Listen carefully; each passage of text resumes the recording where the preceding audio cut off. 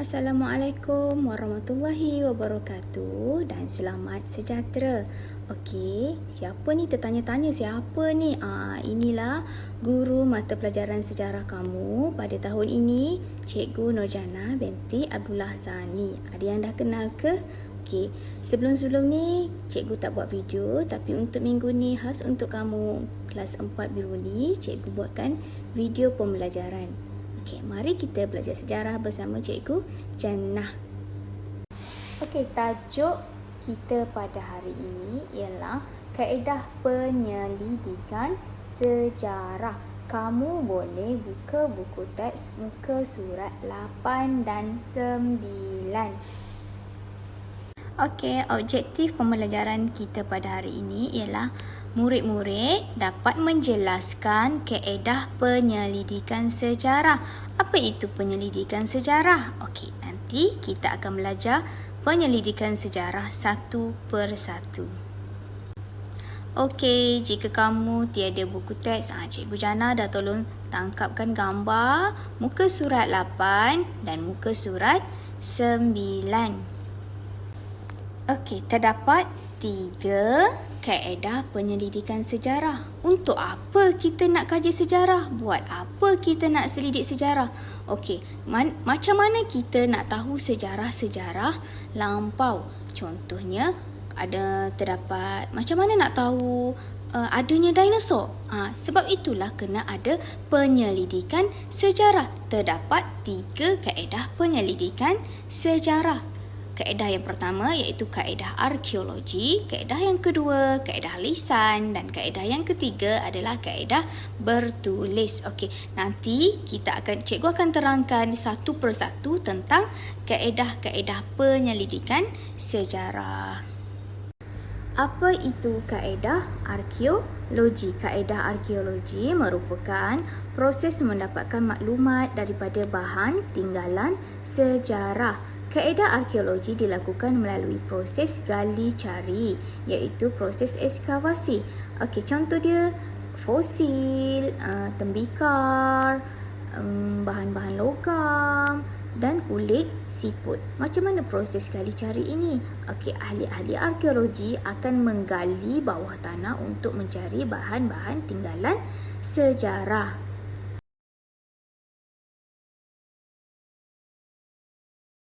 Ini merupakan contoh tapak arkeologi di Sungai Batu. Kamu boleh tengok proses gali cari di tapak arkeologi Sungai Batu. Itu dia sedang menggali tanah lah.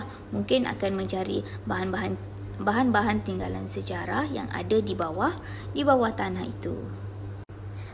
Pernah dengar Perak Man? Okey, ini adalah rangka Perak Man di Lenggong Perak. Okey, macam mana? Boleh jumpa dengan menggunakan kaedah arkeologi lah, kita boleh jumpa rangka-rangka yang ada dekat bawah tanah tu. Selain itu, terdapat juga bidang arkeologi atau arkeologi bawah air. Yang ni kita boleh tengok penyelam-penyelam ahli arkeologi sedang menyelam mencari tinggalan-tinggalan sejarah yang ada di bawah air. Jangan ingat bawah air ni tak ada tinggalan sejarah. Sebenarnya banyak tinggalan sejarah yang ada di bawah air. Okey, seterusnya kita pergi kepada kaedah penyelidikan yang kedua iaitu kaedah lisan. Kaedah lisan merupakan proses mendapatkan maklumat melalui temu bual. Individu yang ditemu bual dikenali sebagai orang sumber. Orang sumber terdiri daripada mereka yang terlibat dalam peristiwa sejarah, melihat dan mendengar peristiwa bersejarah daripada orang lain. Sebagai contoh, okey, ingat lagi semasa penjajahan Jepun ke Tanah Melayu, okey, masih lagi ada orang-orang tua yang hidup pada zaman penjajahan Jepun yang masih lagi hidup sehingga hari ini. Jadi kita boleh membuat proses temu bual bersama mereka ataupun anak dia. Ayah dah cerita dekat anak, ayah dulu pernah hidup zaman Jepun, sekian macam tu. Itu yang dikenali sebagai orang sumber. Langkah-langkah yang kita perlu ambil dalam kaedah lisan ialah yang pertama, Mengenal pasti orang sumber dan menyediakan soalan berdasarkan tajuk kajian. Yang kedua, menemu buah dan merakam perbualan. Dan yang ketiga ialah menyalin rakaman, menyimpan data perbualan dan membuat penulisan. Okey, seterusnya kita pergi kepada kaedah bertulis. Kaedah bertulis merupakan proses mendapatkan maklumat daripada tulisan dan lakaran. Maklumat ini diperolehi daripada dinding gua, kayu, batu atau bahan bercetak. Okey, ingat batu bersurat? Tahu tentang batu bersurat di Terengganu? Itu merupakan salah satu kaedah bertulis. Sebab dia dapat maklumat tu diperolehi daripada batu tersebut.